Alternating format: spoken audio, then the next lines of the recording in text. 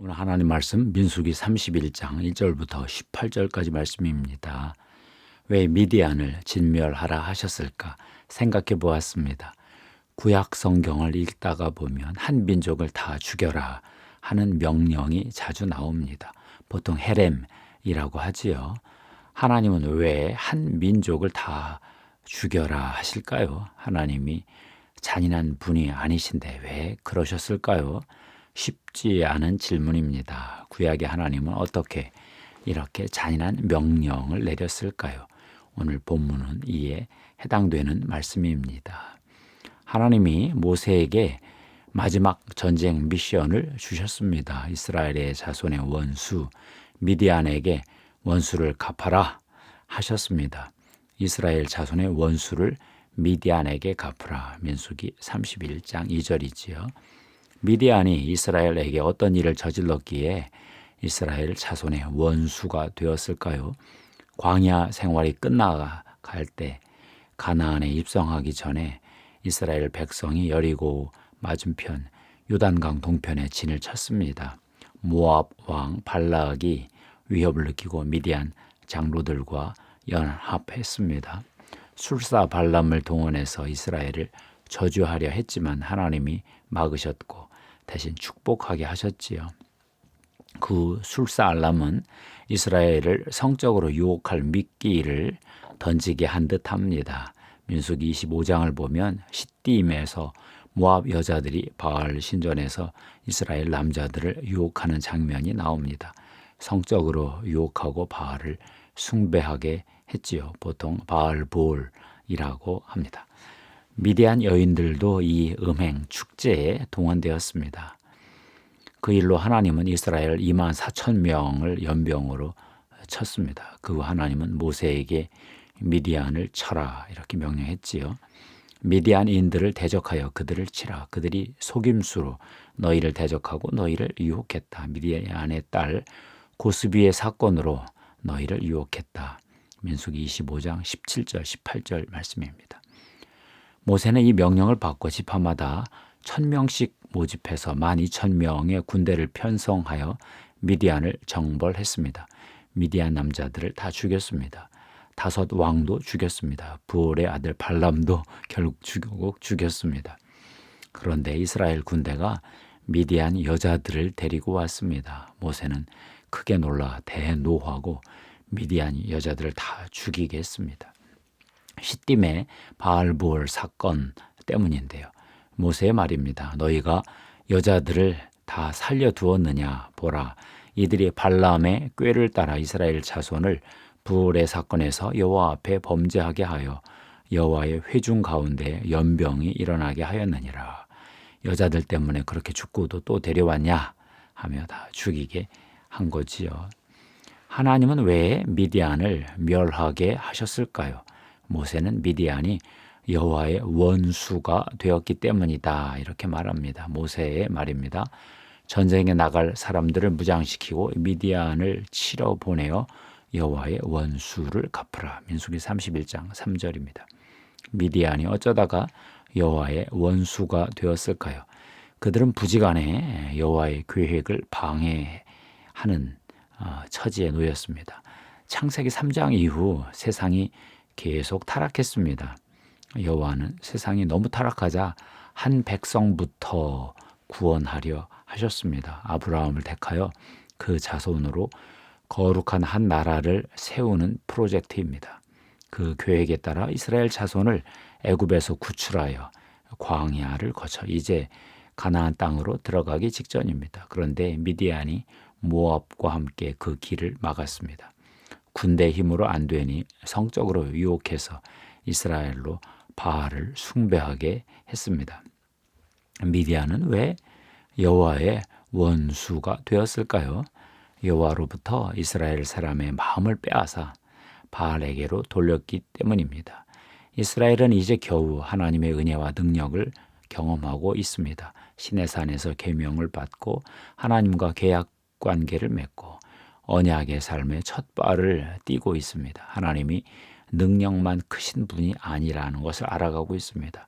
서로 배려하고 아끼는 관계를 원하시는 분이라는 것을 깨달아가고 있습니다. 그런데 미디안이 성적 욕구를 이용해 이스라엘 남자들의 마음을 빼앗아 바알 신에게 돌렸습니다.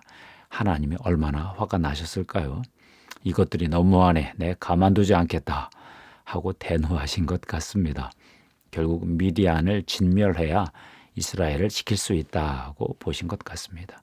미디안 사람들의 배후에 누가 있을까요? 미디안의 민족 신들을 비롯해 마귀 세력이 있을 것이고 그 뒤에 사탄이 있을 것입니다. 사탄이 미디안 사람을 동원해 이스라엘을 제사장 나라로 만들려는 하나님 여호와의 시도에 의도에 대항한 것이지요. 사탄은 창조 직후부터 그렇게 했습니다. 에덴 동산에서 최초의 부부 아담과 하와를 유혹했습니다. 신이 될 수 있다는 말로 유혹하여 하나님을 향한 마음을 빼앗았습니다. 아담과 하와는 먹고 싶은 욕구, 미학적 욕구, 인지적 욕구를 이길 수 없었습니다. 하나님 안에서도 채울 수 있는데 하나님 없이 바깥에서 그 욕구를 채우려 했습니다. 하나님이 얼마나 화가 나셨을까요? 그때부터 뱀은 하나님의 원수가 되었습니다. 여호와 하나님이 뱀을 저주하셨습니다. 너는 모든 가축과 들의 모든 짐승보다 더욱 저주를 받을 것이다. 배로 다녀라. 살아있는 동안 흙을 먹어라. 그리고 하나님은 사탄의 멸망을 미리 예고해 두셨습니다. 내가 너로 여자와 원수가 되게 할 것이다. 네 후손도 여자의 후손과 원수가 되게 할 것이다. 여자의 후손은 네 머리를 상할 것이다. 너는 그의 발꿈치를 상하게 하는 일밖에 못할 것이다. 교회는 전통적으로 여자의 후손을 하나님의 아들 예수 그리스도로 봅니다. 예수 그리스도가 장차 십자가와 부활로 사탄의 머리를 짓밟을 날을 예언하고 있는 건데요. 최초의 부부는 실패했으나 예수 그리스도는 사탄의 유혹을 잘 이기셨습니다. 예수 그리스도는 이스라엘과 달리 하나님을 향한 마음을 잘 지키셨습니다. 예수 그리스도는 식욕의 욕구, 대중적 유명세와 인정의 욕구, 세상 부귀 영화의 욕구를 다 이기셨습니다. 하나님 바깥에서 저런 욕구를 채울 필요가 없다는 것을 잘 아셨습니다. 단순하게 하나님을 경배하고 섬기는 삶을 선택했습니다. 사탄아, 썩 물러가라. 성경에는 주 너의 하나님을 경배하고 그분만을 섬겨라고 쓰여 있다. 이렇게 선포하셨지요. 하나님은 우리에게 기초적인 욕구를 주셨습니다. 창조 질서 안에 다 있습니다. 좋은 것이니까 주신 것이지요. 식욕에 욕구가 있어야 맛있게 먹고 건강을 유지합니다. 수면, 잠 욕구가 있어야 잠을 자고 피로를 풉니다. 성적 욕구가 있어야 친밀한 관계를 유지하고 생육하고 번성합니다. 사람들의 인정을 받고 싶은 욕구가 있어야 사회생활에서 성공하지요.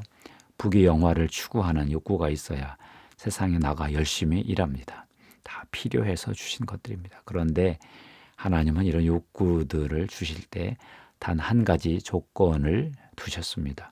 하나님의 창조 질서 안에서 채워라. 사탄은 우리의 기본적 욕구를 하나님의 질서 밖에서 채우게 하여 결국 우상을 숭배하게 하는 전략을 택하지요. 귀신 마귀만 섬기게 하는 것이 아닙니다.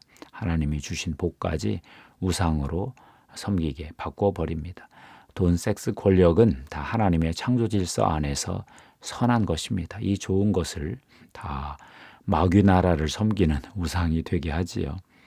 돈 벌다가 죽고, 쾌락 찾다가 죽고, 권력의 정상을 향하다가 죽고, 다 그렇게 살다 죽게 만듭니다.